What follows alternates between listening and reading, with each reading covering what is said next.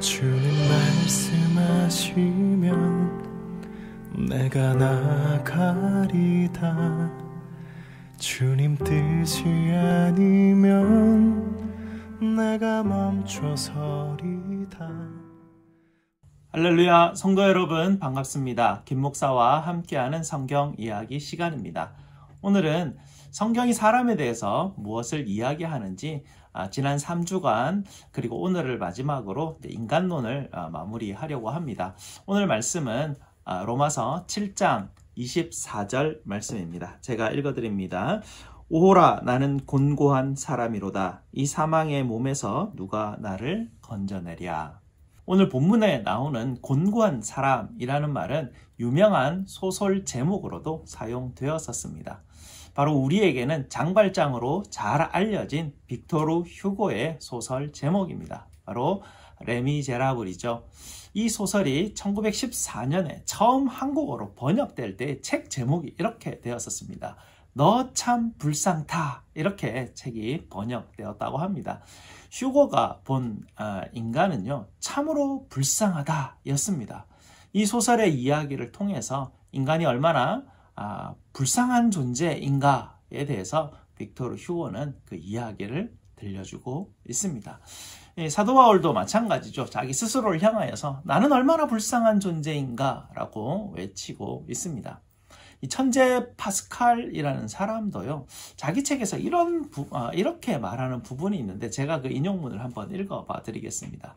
전 우주가 침묵하고 있고 인간은 누가 자기를 거기에 놓아 두었는지, 무엇을 위해서 거기에 오게 되었는지, 죽은 후에는 어떻게 될 것인지, 이 모든 것들을 알지 못한 채 우주의 한 구석에서 방황하는 것처럼 아무런 지혜도 없이 자기 자신에게 내맡겨져 있는 것을 보면서 나는 마치 잠을 자다가 인적이 없는 무시무시한 섬에 실려와서 그곳으로부터 빠져나올 수 있는 방법을 알지 못한 채 잠에서 깨어난 사람처럼 공포에 사로잡힌다.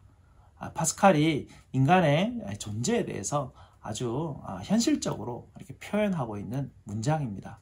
이렇게 천재이든요, 보통 사람이든 또 권력자든 아니든 또 재벌이든 수도자이든 사람들은 왜 여기에 있는지, 무엇을 하기 위해서 왔는지, 죽은 후에는 어떻게 될지 아무도 알지 못하는 그런 이야기를 해주고 있습니다. 그저 모두들 행복을 추구하고 있지만은요, 결국은 스스로 불행한 길을 걸어갈 수밖에 없는 것, 그것이 사람들의 현실임을 보여주고 있습니다. 부모들을 보면은요, 아이들이 행복해지기를 얼마나 바라고 있는지를 알 수가 있습니다. 부모들은 아이들에게 정말 많은 좋은 것으로 최선을 다해서 아이들을 양육하지만 그 아이들이 어떻습니까? 아이들이 잘 자라갈 수도 있지만 대부분은 그 아이들은 또 교만하기도 하고요, 또 거짓말도 하고요, 속이기도 하고 지극히 자기 중심적으로 되어가는, 또 어떨 때는 공격적이 되고 어떨 때는 또 소심한, 뭔가 부족한 아이로 자라가는 모습을 우리가 보게 됩니다. 아이들에게 부나 권세나 지혜를 물려주면 행복할 것 같다라고 기대해 보지만 아이들의 마지막이 정말 행복해질지 아무도 보장해 줄 수 없는 것도 우리는 보게 됩니다. 성철 스님이라는 분에 대해서 여러분 그 이름을 들어보셨을 것입니다. 이분은 정말 보통 사람은 흉내내기도 힘든 굉장한 불교의 도인이었죠. 등을 바닥에 대고 누워 자지 않은 채 벽만 바라보고 하는 장좌불화라는 그 수행을요, 무려 8년간이나 했었습니다. 그리고 토굴 속에서 10년간 응거하면서 초인적인 수행도 할 정도였습니다. 그래서 세상 사람들은 성철 스님의 이름을 기억하고 있죠. 그런데 이분이요, 1993년 10월에 해인사 100년암에서 죽음을 맞이하게 되는데요. 그분이 죽음을 맞이하면서 마지막으로 이렇게 말을 했다고 합니다. 일생 동안 남녀의 무리를 속여서 하늘을 넘치는 죄는 수미산을 지나친다. 그가 말하는 이 수미산은요, 불교 우주론에 나오는 그런 산인데요, 해발 560만 킬로 정도 되는 가상의 산입니다. 그러니 그가 일평생 쌓은 죄가 그 높이가 얼마나 컸는지 그것에 대해서 그가 죽음을 맞이하면서 고백한 그 마지막 말이었습니다. 아마도 이 성철 스님도 이 바울이 외친 것 같이 자신의 죄를 보면서 인간의 곤고함을 아마 외치면서 마지막을 마무리한 것 아닌가 생각을 하게 됩니다. 천재도 아니고 또 위대한 소설가도 아니고 거룩한 수행자도 아니지만 우리도 늘 일상 가운데서 우리 인간 삶의 비참함을 경험하고 있습니다. 우리가 사람을 만날 때 또 실망하기도 하고 상처받기도 하고 또 분노와 질투, 욕망으로 또 싸우기도 그렇게 하는 우리의 일상을 우리는 경험하죠. 내일을 생각하게 되면 염려하고 두려워하고 또 우울하고 또 절망하게 이런 어떤 상황들이 우리를 둘러싸고 있다는 것도 경험하게 됩니다. 인간은 왜 이렇게 되었을까요? 우리가 지난 3주간 인간에 대해서 성경이 말하는 바를 우리가 살펴보았었는데요. 하나님은 인간을 존귀하게 지으셨습니다. 오직 사람만이 하나님의 형상을 따라 하나님을 닮도록 지어지지 않았습니까? 오직 사람에게만 하나님의 생명이 들어와 있습니다.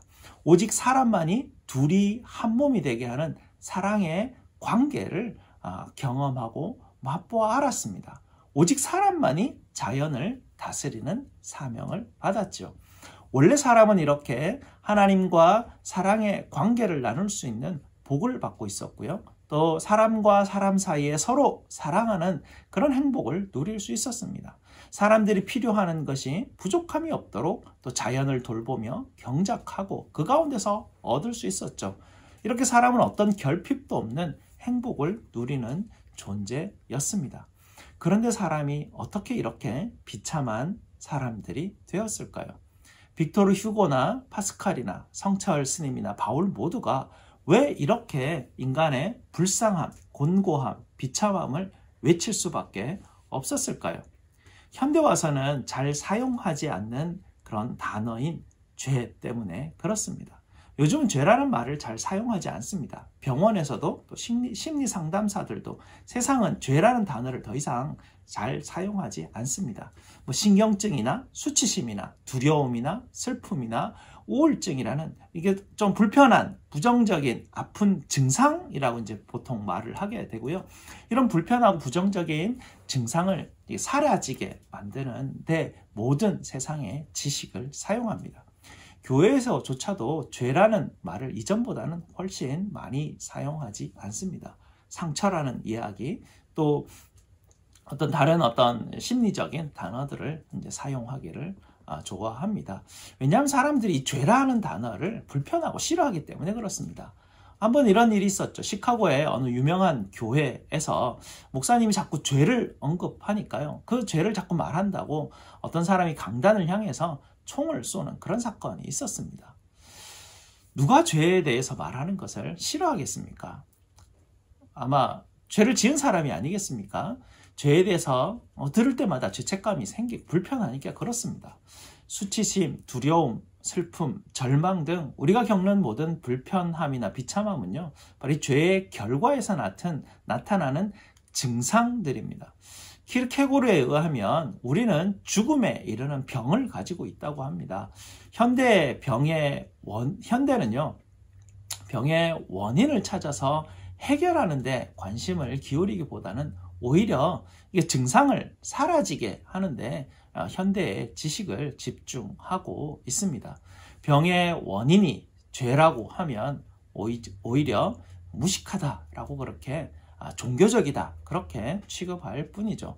성경이 인간이 이토록 비참해진 원인을 죄에서 찾는 것은 인간에게 이렇게 죄책감이 있고 다 너희 책임이다 라고 그렇게 말하려고 괴롭게 하려고 하는 것이 목적이 아닙니다.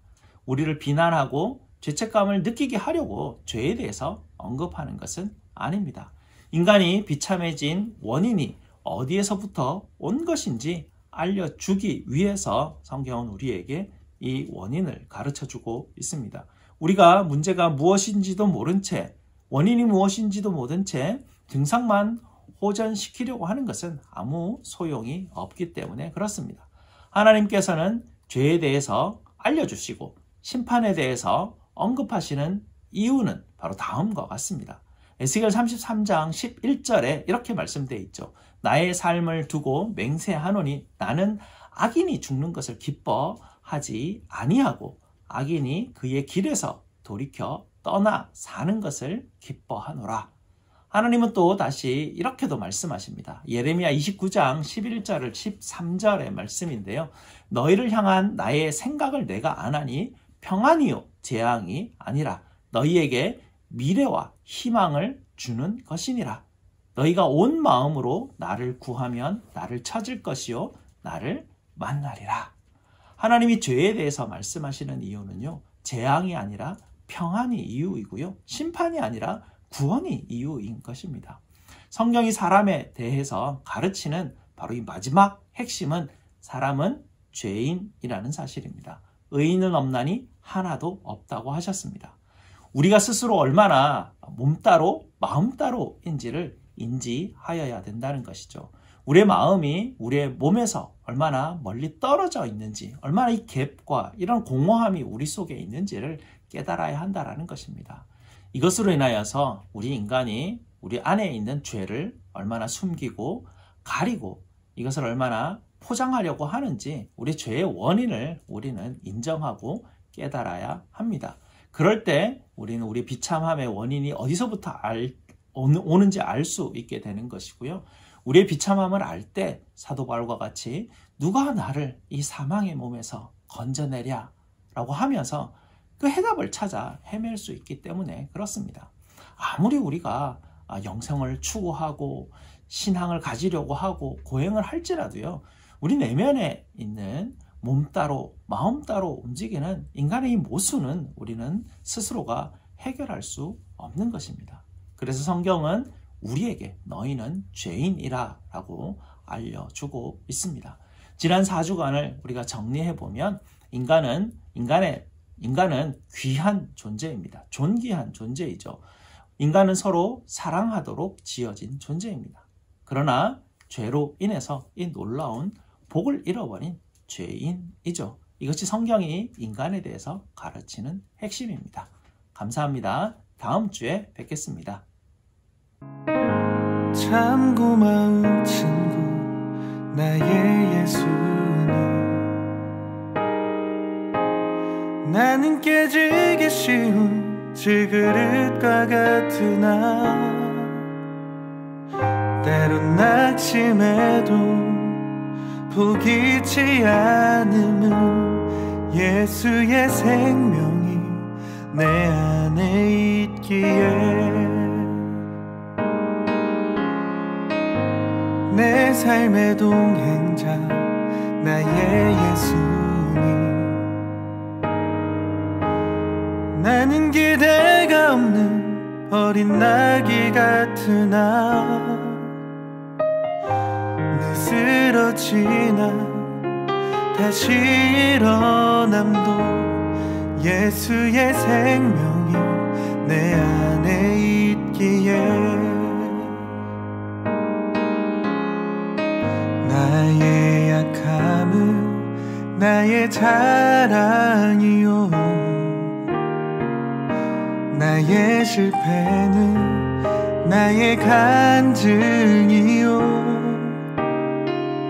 나의 아픔은 나의 영광이니 그 부르심 따라 내가 걸어갑니다.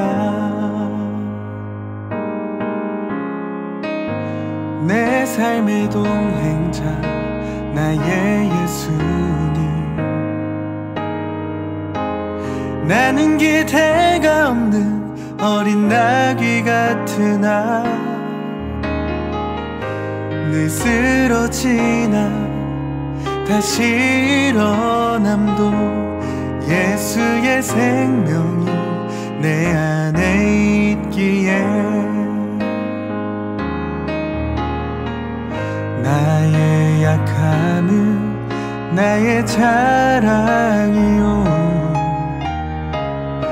나의 실패는 나의 간증이요 나의 아픔은 나의 영광이니 그 그 부르심 따라 내가 걸어갑니다. 나의 약함은 나의 자랑이요, 나의 실패는 나의 간증이요, 나의 아픔은 나의 영광이니 그 부르심 따라 내가 걸어갑니다. 나 가난함은 나의 상급이요, 난 미련함은 나의 자랑이요, 나 쓰러짐이 나의 고백이니 그 부르심 따라 내가 걸어갑니다. 그 부르심 따라, 그 부르심 따라, 그 부르심 따라 내가 걸어갑니다.